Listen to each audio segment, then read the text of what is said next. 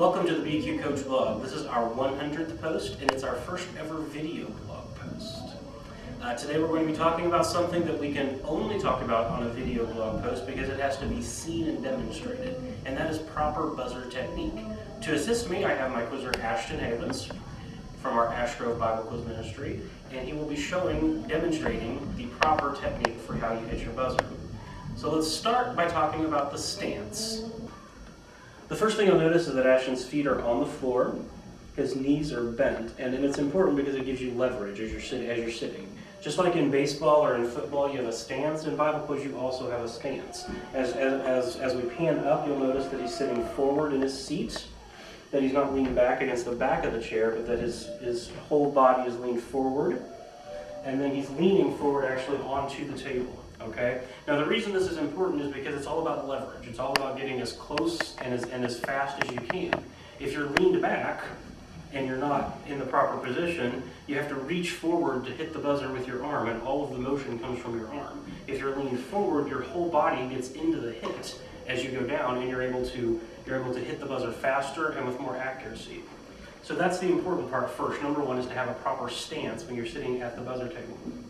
The next thing we'll notice are the way he's holding the buzzer.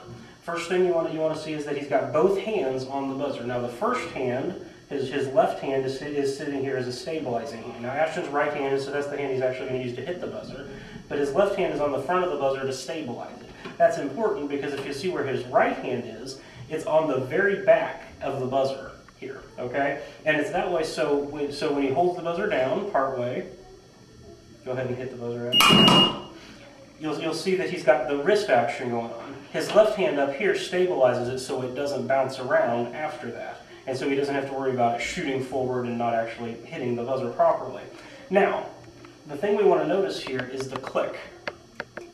Every time you hit the buzzer, there's a click point.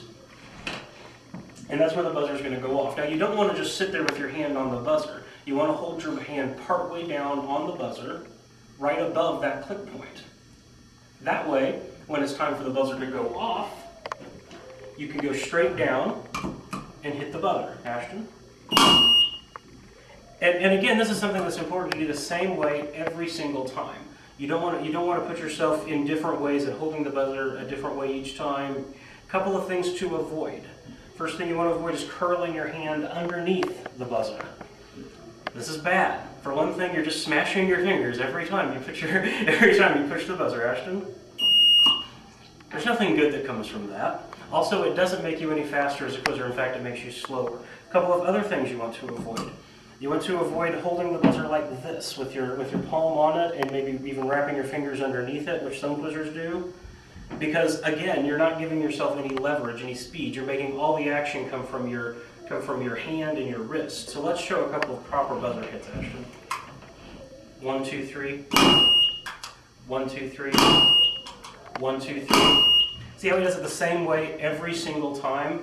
And this way, what it allows the quizzer to do is always have a minimal things that they're changing because they have enough to concentrate on. You've got to concentrate on what the introductory remarks are, how the quizmaster is reading the question, what the point value is, what the game situation is. The last thing you want to do is have to concentrate on how you're hitting the buzzer. So you want to do it the same way every single time. Now it takes some time and some skill to learn how to do this properly. Just like anything else in Bible quiz, it's worth doing well. You have to take some time to practice it, but once you get in the rhythm of doing it the same way every single time, you're guaranteed to have a successful approach to Bible quiz. You're guaranteed to always be able to do that the same way so you can focus on the hard stuff, like answering the questions, knowing the material, completing the questions, all those important things. Nothing more important because if you can't hit the buzzer, you can't answer questions. So if you can't do this right, you're going to be very limited on how successful you can be, particularly at the upper levels of competition when everybody is doing it the same way and everybody's doing it correctly. Proper buzzer technique is one of the most important things a quizzer can learn to do. If you can do it the same way every time and do it well, you will be a successful quizzer. Thanks for joining us on this edition of BQ Coach Blog, the video. In the future, we'll be doing other blog posts by video, highlighting other important techniques for Bible quizzers.